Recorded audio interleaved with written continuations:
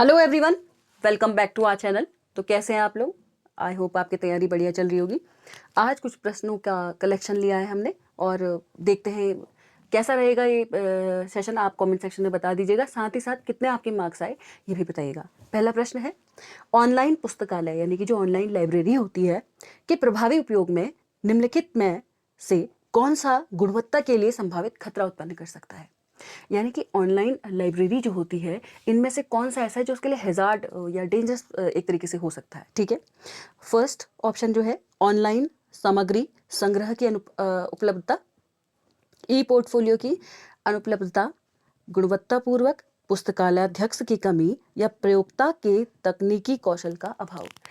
तो देखिए, ऑनलाइन सामग्री संग्रह की उपलब्धता ऐसा तो हो नहीं सकता ना कि ऑनलाइन पुस्तकालय और वहाँ सामान संग्रह की उपलब्धता नहीं होगी, या ई पोर्टफोलियो की उपलब्धता, या गुणवत्तापूर्वक पुस्तकालय अध्यक्ष की कमी। देखिए, पुस्तकालय अध्यक्ष के बारे में तो यहाँ पे कुछ बात ऐसी होती ही नहीं है। हाँ, अगर प्रयोगकर्ता जो है अगर उसको तकनीकी कौशल का उसके पास अभाव होगा तो हाँ, तब ऑनलाइन पुस्तकालय जो है एक तरीके से उसके लिए क्या हो सकता है कि मतलब ये ऑनलाइन उतने अच्छे तरीके से ऑनलाइन लाइब्रेरी को असिस्ट नहीं कर पाएगा, जो एक तरीके से खतरा होगा।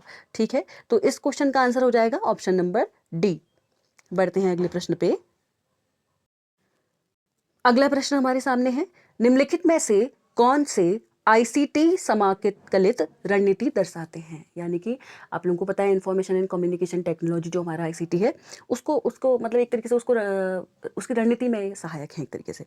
उत्प्रेक्षित शिक्षण अधिगम, बी मिश्रित शिक्षण अधिगम, सी एडुसेट आधारित शिक्षण अधिगम, डी वीडियो कॉन्फ्रेंसिंग, ई सहयोगात्मक शिक्षण अधिगम, या एफ जो है आपका है समकक्ष अनुशिक्षण। तो देखिए, ब्लेंडेड लर्निंग जो होती है वो मिश्रित शिक्षण अधिगम के अंदर कहीं ना कहीं आ जाएगी। एडुसेट आपको पता ही है। वीडियो कॉन्फ्रेंसिंग भी हमारे टेली कॉन्फ्रेंसिंग हमारे सिलेबस में है, वीडियो कॉन्फ्रेंसिंग भी कहीं ना कहीं अंतर्गत आ ही जाएगा। तो बताइए क्या है, पॉज कीजिए, आंसर दीजिए। ऑप्शन देख लेते हैं एक बार, B C D, B C E, A B C या ए बी सी डी। तो एक बार देख लीजिए, ए है हमारा उत्प्रेक्षित शिक्षण अधिगम, तो ये भी कहीं ना कहीं इसके अंतर्गत आएगा। बी है हमारा मिश्रित शिक्षण अधिगम, ये भी इसके अंतर्गत कहीं ना कहीं आएगा। एडुसेट आधारित शिक्षण अधिगम, देखिए ये भी आईसीटी के अंदर आता है। और अगला है हमारा वीडियो कॉन्फ्रेंसिंग, ये भी आईसीटी के अंतर्गत आता है। तो ऐसा ऑप्शन जिसमें ए बी सी डी चारों हैं वो आंसर हो जाएगा। ठीक है, तो हमारा आंसर क्या हो जाएगा, option number D. Option number D will be the right answer. ठीक है, बढ़ते हैं अगले प्रश्न पे। एक बार क्वेश्चन फिर से आप लोग देख लीजिए, कौन सा आईसीटी समाकलित रणनीति दर्शाते हैं। तो क्या हो जाएंगे, उत्प्रेक्षित शिक्षण अधिगम, मिश्रित शिक्षण अधिगम, एडुसेट आधारित शिक्षण अधिगम और वीडियो कॉन्फ्रेंसिंग। ये सभी क्या हैं, आईसीटी के समाकलित सामग्रियां या रणनीतियां बनाते हैं, वहाँ यूज होती हैं। ठीक है, बढ़ते हैं अगले प्रश्न पे। अगला प्रश्न हमारे पास है, रचनावादी उपागम में अनुदेशात्मक अभिकल्प के अंतर्गत निम्नलिखित में से किन क्रियासूचक शब्दों पर बल दिया जाता है। देखिए, रचनावादी उपागम है ना, कंस्ट्रक्टिविस्ट जो हमारी अप्रोच होती है, याद रखिएगा। प्याजे इसके बारे में बच्चों की बात करते हैं, प्याजे हमारे सिलेबस में डाले भी गए हैं। नियंत्रण, अवलोकन और माप, अन्वेषण, परीक्षा और व्याख्या, संग्रहण, विश्लेषण और पूर्वानुमान, या वर्णन, प्रदर्शन और विकास। तो आप लोगों को क्या लगता है इसका आंसर क्या होना चाहिए। देखिए, रचनावादी उपागम है, रचनावादी उपागम ऐसा होना चाहिए जैसे, देखिए रचनावादी कब बनेगा इंसान, जब वो खोज करेगा, है ना, कुछ रचनात्मकता की ओर जाएगा, खुद के बल पे कुछ खोजेगा, यानी कि अन्वेषण करेगा, परीक्षा करेगा और व्याख्या करेगा। तो ये सबसे ज्यादा सही है इसमें, लेकिन ना कि नियंत्रण करेगा। नियंत्रण की तो कोई बात ही नहीं होनी चाहिए। पूर्वानुमान करना तो फिर रचनावादी के अनुसार कहीं आया नहीं। वर्णन, प्रदर्शन और विकास, वर्णन कोई इतना खास नहीं होता है, प्रदर्शन और विकास तो फिर भी कहीं हद तक ठीक था। ठीक है, तो बी ऑप्शन हमारा राइट आंसर हो जाएगा। बढ़ते हैं अगले प्रश्न पे। अगला प्रश्न हमारे पास है, परीक्षण की किस विधि में विद्यार्थी को अपनी उपलब्धि दर्शाने की इष्टतम गुंजाइश रहती है। ऑप्शन नंबर ए गति परीक्षण, बी समता परीक्षण, सी विशुद्धता परीक्षण, या फिर डी मानक परीक्षण। तो देखिए, समता परीक्षण जो होता है उसमें कहीं ना कहीं व्यक्ति जो होता है ना, अपनी वो उसकी जो इच्छा होती है उसको दिखाने की मैक्सिमम गुंजाइश रहती है। ठीक है, साथ ही साथ कहने का मतलब ये है अपनी उपलब्धि दर्शाने के लिए एक खुद सोचिए आप, अपनी क्षमता के अनुरूप ही तो हर इंसान काम करेगा। तो क्षमता परीक्षण यहाँ पे इसका राइट आंसर हो जाएगा। बढ़ते हैं अगले प्रश्न पे। अब ये प्रश्न जो है एजुकेशन टेक्नोलॉजी से कहीं ना कहीं आईसीटी वगैरह से लिया गया है। किस अभिक्रमित अनुदेशात्मक अभिकल्प में ढांचा कम प्रदर्शन त्वरित और विमुक्ति पैटर्न का अनुसरण करता है? आप लोगों ने देखा होगा लीनियर होता था, ब्रांच होता था, है ना। तो इस तरीके की जो अब आप लोगों ने देखा है आईसीटी के अंतर्गत हम अलग अलग तरीके से क्या कर सकते हैं, चीज़ों को असेस कर सकते हैं। पहला है रेखीय अभिक्रम, दूसरा है साखी अभिक्रम, तीसरा है संकलित अभिक्रम और चौथा है कंप्यूटर चलित अधिगम और शिक्षण अधिक्रम। ठीक है, तो पॉज कीजिए और आंसर देने की कोशिश कीजिए कि किस में ढांचा क्रम प्रदर्शन और त्वरित और विमुक्ति पैटर्न का अनुसरण होगा। ठीक है, देखिए चूंकि ढांचे की बात आ गई तो कहीं ना कहीं ये संकलित अधिगम के अभिक्रम के अंदर आएगा। ठीक है, तो ऑप्शन नंबर सी हमारा राइट आंसर हो जाएगा, चेन वाला। ठीक है, बढ़ते हैं अगले प्रश्न पे।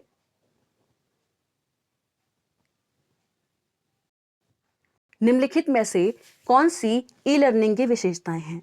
ए, अधिगमकर्ता को व्यक्तिगत उपलब्धि आत्मसात करने के लिए सक्षम बनाना, बी, स्वप्रसूत अधिगम का संवर्धन, सी, संज्ञानात्मक लोच को बढ़ाना, डी, ज्ञान ग्रहण के बहुविध स्रोत प्रदान करना, ई, अनुभव आधारित अधिगम को बढ़ावा देना, या फिर एफ, नियमित तौर पर विषय वस्तु की पूर्ति के लिए उच्च स्तरीय कवरेज के साथ शिक्षक की मदद करना।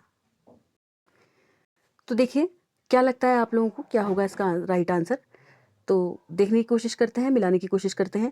देखिए अधिगमकर्ता को व्यक्तिगत उपलब्धि आत्मसात करने के लिए सक्षम बनाना, ये तो बिल्कुल सही पॉइंट है। हाँ, ऐसा तो कहीं ना कहीं चाहती है। साथ ही साथ स्वप्रसूत अधिगम का संवर्धन, ये भी सही है। अगला है संज्ञानात्मक लोच को बढ़ाना। देखिए किसी भी तरीके का जो ज्ञान है, ई लर्निंग हो चाहे किसी भी तरीके का ज्ञान हो, उसमें मेनली हमारा काम क्या है? संज्ञानात्मक लोच को बढ़ाना तो है, संज्ञानात्मक ज्ञान को बढ़ाना तो है कहीं ना कहीं, लेकिन अब अन्य ऑप्शंस को भी हम देखते रहते हैं, ये भी मे भी हो। अगला है ज्ञान ग्रहण के बहुविध स्रोत प्रदान करना। सबसे ज़्यादा ज़रूरी ये है, क्यों? क्योंकि ई लर्निंग के अंतर्गत क्या है, मल्टीपल तरीके से बच्चा सीख सकता है। अगला है अनुभव आधारित अधिगम को बढ़ाना। ठीक है, तो खाली अनुभव आधारित अधिगम को बढ़ावा देना ये इतना इंपॉर्टेंट तो नहीं लगता। अगला है हमारे पास नियमित तौर पर विषय वस्तु की पूर्ति के लिए उच्च स्तरीय कवरेज के साथ शिक्षक की मदद करना। ये मतलब कहीं ना कहीं ई लर्निंग अगर बच्चा कर रहा है तो ये कहीं ना कहीं वैसे इतना गलत पॉइंट नहीं है, ये भी उसके काम आ सकता है। ठीक है, तो अब देखते हैं हमारा राइट आंसर क्या हो जाएगा। पहले ऑप्शन हम देख लेते हैं, BCAD, CAEB, DEBC या फिर ABDF। ठीक है, तो अब देखिए ध्यान से देखिएगा, इसमें अगर हम ध्यान से देखें अनुभव आधारित अधिगम को बढ़ावा देना हमें कुछ इतना नहीं लग रहा, तो ई जी जिसमें है वो तो ऐसे ही काट लीजिए आप। ठीक है, फिर अब हम अगला देखते हैं, अधिगमकर्ता को व्यक्तिगत उपलब्धि आत्मसात कराने के लिए सक्षम बनाना, ये तो बिल्कुल सही है। स्वप्रसूत अधिगम का संवर्धन, ये भी सही है। फिर हमारे पास है संज्ञानात्मक लोच को बढ़ाना, और है हमारे पास ज्ञान ग्रहण के बहुविध स्रोत को जानना। देखिए ज्ञान ग्रहण के बहुविध स्रोत प्रदान करना तो इसमें बहुत इंपॉर्टेंट लाइन है ना। तो कहीं ना कहीं जिसमें डी हो वो ऑप्शन अप्रोप्रिएट बन सकता है, तो ए और डी दोनों में ही है। फिर नियमित तौर पर विषय वस्तु की पूर्ति के लिए उच्च स्तरीय कवरेज के साथ शिक्षक की मदद करना, ये ज़्यादा बेहतर है। तो हम जाएंगे ऑप्शन नंबर डी के साथ। ऑप्शन नंबर डी हमारा राइट आंसर हो जाएगा। बढ़ते हैं अगले प्रश्न पे। निम्नलिखित में से विद्यार्थियों मूल्यांकन का मुख्य उद्देश्य क्या है? यानी कि विद्यार्थियों के मूल्यांकन के लिए क्या मुख्य उद्देश्य है? ठीक है, विद्यार्थी की विशेषताओं को परखने के लिए क्रमबद्ध रूप से सूचना एकत्र करना, बी, शिक्षण अधिगम प्रणाली की कमजोरियों का पता लगाना, सी, विद्यार्थियों के बारे में संकलित विभिन्न प्रकार की सूचना को आपस में जोड़ना, या फिर डी, अधिगम संबंधी कठिनाइयों के बारे में जानकारी प्राप्त। ठीक है, तो कहीं ना कहीं कुछ कुछ लगभग पॉजिटिविटी सब में ही है। सबसे ज़्यादा इसमें क्या अप्रोप्रिएट होगा वो हमें देखना है। देखिए शिक्षण अधिगम प्रणाली की कमजोरियों का पता लगाना विद्यार्थियों के लिए मूल्यांकन का प्रमुख उद्देश्य है क्या? खाली कमजोरी को पता लगाना तो नहीं हो सकता। अब विद्यार्थी के बारे में संकलित विभिन्न प्रकार की सूचना को आपस में जोड़ना, ये भी नहीं। अधिगम संबंधी कठिनाइयों के बारे में जानना, जानकारी प्राप्त करना, ये भी कई हद तक हो सकता है, लेकिन है विद्यार्थियों की विशेषताओं को परखने के लिए क्रमबद्ध रूप से सूचना एकत्र करना। तो देखिए जब आप क्या करते हैं, क्रमबद्ध रूप से जब आप सूचना एकत्र करते हैं तो क्या होता है, उससे आपको पता चल जाता है कि बच्चे ने कहाँ पे बढ़ोतरी की, कहाँ पे कमी आई, कौन सी चीज़ों में उसकी उतार चढ़ाव आए। ठीक है, तो जो कि आप लोगों ने पढ़ा भी होगा, केस स्टडी हम देखते हैं, है ना, और भी बहुत सारी तरीके की चीज़ें देखते हैं, पोर्टफोलियो हम देखते हैं, जिसके तहत ये सारी चीज़ें की जाती हैं। ठीक है, बढ़ते हैं अगले प्रश्न पे। अगला प्रश्न हमारे पास है, किसी प्रभावी नेतृत्व के लिए निम्नलिखित में से कौन सा लक्षण समुच्चय सर्वाधिक उपयुक्त है। अगर नेतृत्व जो है, लीडरशिप जो है प्रभावी इफेक्टिव होनी चाहिए तो क्या उसके लिए सबसे ज़्यादा ज़रूरी है, ठीक है। ज्ञान दर्शन और संबंध, उपलब्धि प्रेरणा आत्मविश्वास और करिश्मा, संज्ञानात्मक योग्यता भावनात्मक परिपक्वता और लोच, और डी है सृजनात्मकता ईमानदारी और कार्य का ज्ञान, ठीक है। तो आपको क्या लगता है कि अगर एक प्रभावी नेतृत्व होना चाहिए तो उसके लिए कौन सा लक्षण जो है सर्वाधिक उपयुक्त है? ज्ञान दर्शन और संबंध, ठीक है, ये तो कुछ खपा नहीं यहाँ पे। उपलब्धि प्रेरणा आत्मविश्वास और करिश्मा, हाँ उपलब्धि प्रेरणा और आत्मविश्वास तो सही बात है, और यहाँ पे जो करिश्मा वर्ड यूज़ किया गया है, देखिए उपलब्धि प्रेरणा और आत्मविश्वास उच्च कोटि का होगा तो इंसान क्या कर पाएगा, प्रबल रूप से कार्यरत हो पाएगा। एक प्रभावी लीडर के लिए ये तो यही सबसे ज़्यादा ज़रूरी है कि उसमें क्या होनी चाहिए, आत्मविश्वास को के भरा होना चाहिए। जो वोकेशनल मतलब उसके वोकेशनल स्किल का है क्या, मेनली बोलना, मतलब उस कम्युनिकेशन स्किल्स बहुत ज़्यादा अच्छी होनी चाहिए। साथ ही साथ वो जो कार्य है उसके अपने ग्रुप के साथ क्या कर सके, एक ग्रुप का लीडर होने के लिए अपने ग्रुप के साथ सामंजस्य बिठाना, कोऑर्डिनेशन बिठाना भी उनका एक अच्छा गुण है, ठीक है। अब है संज्ञानात्मक योग्यता भावनात्मक परिपक्वता और लोच। देखिए ये तो यहाँ पे भावनात्मक परिपक्वता तो एक लीडर है तो उसमें होगी ही होगी ऑब्वियसली। सृजनात्मकता ईमानदारी और कार्य का ज्ञान, तो सबसे जो यहाँ पे अप्रोप्रिएट आंसर इसके आंसर के द्वारा बताया गया था आपकी जीआरएफ की, उपलब्धि प्रेरणा आत्मविश्वास और करिश्मा, ठीक है। बढ़ते हैं अगले प्रश्न में। अगला प्रश्न हमारे पास है, एक शिक्षक ई लर्निंग पोर्टल की मदद से संबंधित ज्ञान क्षेत्र में आत्मविश्वास प्रदर्शित करते हुए सूचना प्रस्तुत करता है। इसमें क्या शामिल हो सकता है? एक शिक्षक है जो ई लर्निंग की पोर्टल की मदद से क्या कर रहा है, ज्ञान क्षेत्र और आत्मविश्वास प्रदर्शित करते हुए सूचना प्रस्तुत कर रहा है। इसमें नैतिकता की अवज्ञा है, अनुपयुक्त सूचना आच्छादन है, सुसंगति और प्रासंगिकता का अभाव है, तकनीकी कौशल का अभाव है। तो ये है आज का एचडब्ल्यू होमवर्क क्वेश्चन। इसका आंसर आप मुझे कमेंट सेक्शन में कमेंट करके बताएंगे, और हाँ अगली वीडियो में इसका आंसर मैं पिन भी कर दूंगी सो दैट आपको पता भी चल सके इसका रियल आंसर क्या है। और थोड़ा दिमाग लगाने की कोशिश कीजिएगा क्योंकि हट के क्वेश्चन है बिल्कुल एकदम, ई लर्निंग पोर्टल से है, ठीक है। मतलब ई लर्निंग पोर्टल की मदद अगर कोई ले रहा है तो आत्मविश्वास प्रदर्शित करते हुए भी तो क्या मतलब इसमें क्या चीज़ों की आप कह सकते हैं शामिल हो सकता है, ठीक है। तो ये आप मुझे बता दीजिएगा। बढ़ते हैं अगले प्रश्न पे। अगला प्रश्न, निम्नांकित में से कौन सी केस अध्ययन शोध की प्रमुख विशेषता है? ए, सामान्यीकरण पर पहुंचना, बी, एक विस्तृत केस इतिहास प्रस्तुत करना, सी, केस की गहन समझ विकसित करना, या डी, केस की समस्या का समाधान करने में सहायक। तो क्या लगता है आपको इसका आंसर क्या होगा? तो केस स्टडी जो होता है उसकी प्रमुख विशेषता क्या हो सकती है? देखिए केस की गहन समझ प्रस्तुत करना क्या है, सबसे ज़्यादा ज़रूरी है, ठीक है। तो ऑप्शन नंबर सी हमारा राइट आंसर हो जाएगा। अगला प्रश्न हमारे पास है, निम्नलिखित क्षेत्रों में से किस क्षेत्र में सावित्रीबाई फुले का अत्यधिक योगदान है? अनुसूचित जाति का उत्थान, गरीब लोगों का पुनर्वास, महिला शिक्षा, या झुग्गी में रहने वाले बच्चों की शिक्षा।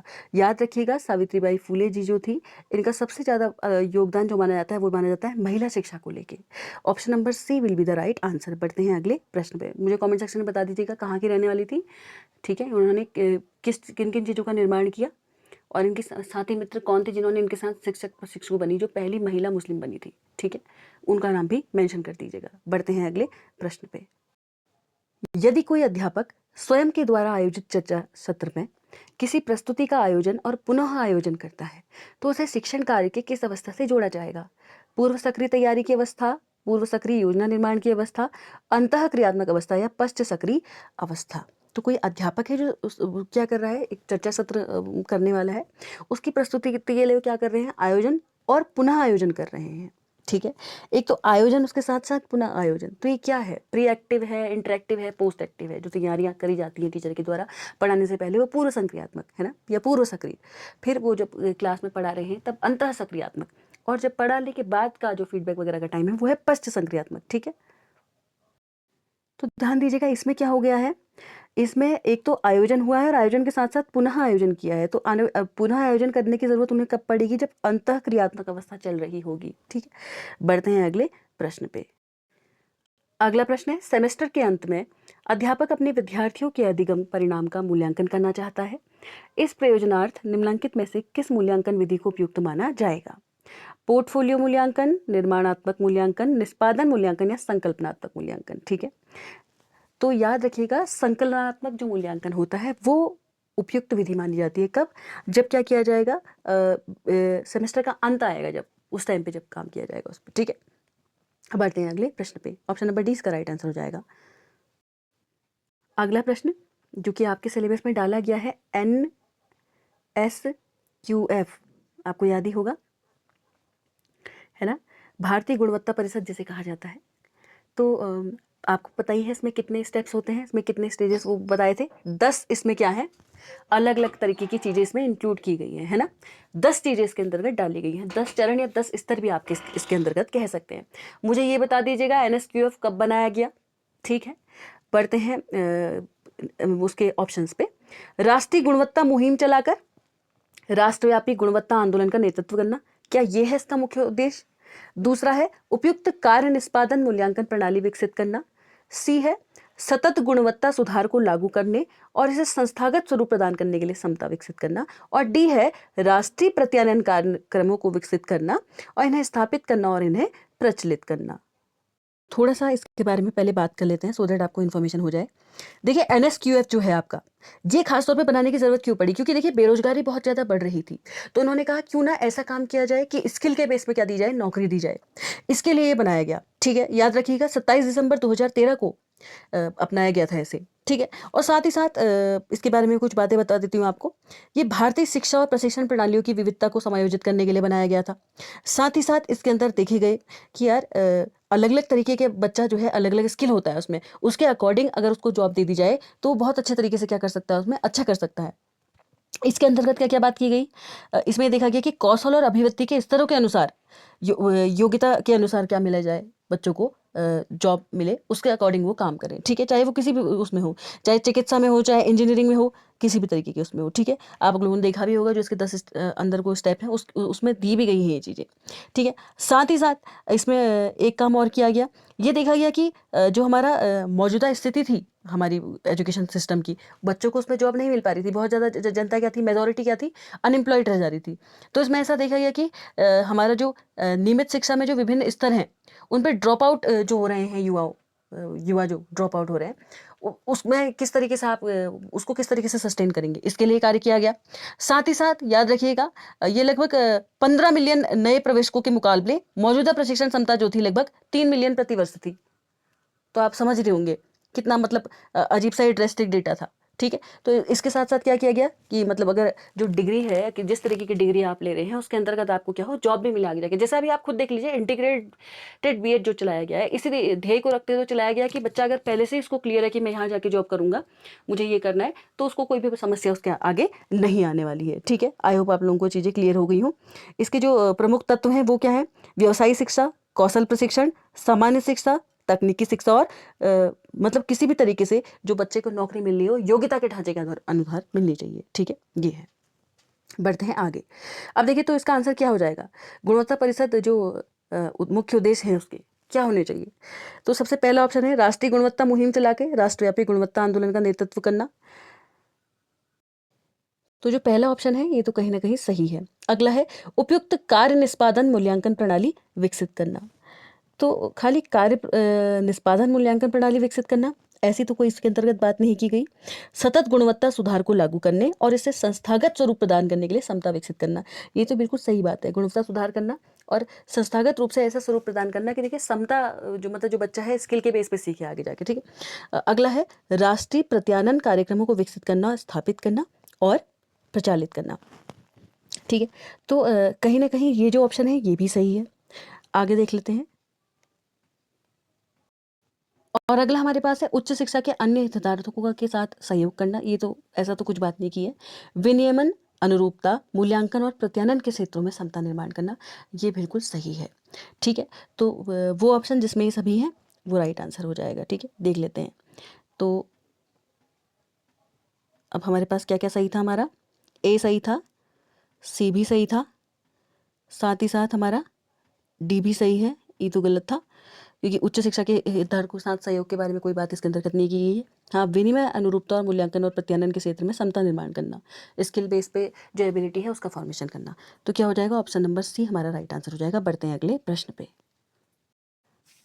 अगला प्रश्न हमारे पास है संसद द्वारा अधिनियमित अधिनियम के अनुसार भारतीय पुनर्वास परिषद आरसीआई के विविध उद्देश्य क्या हैं? सबसे पहले बात कर लेते हैं थोड़ी सी आरसीआई के बारे में, थोड़ा सा जान लेते हैं आरसीआई है क्या। रिहैबिलिटेशन काउंसिल ऑफ इंडिया इसका फुल फॉर्म है, हिंदी में कहूँ तो भारतीय पुनर्वास परिषद इसका फुल फॉर्म है।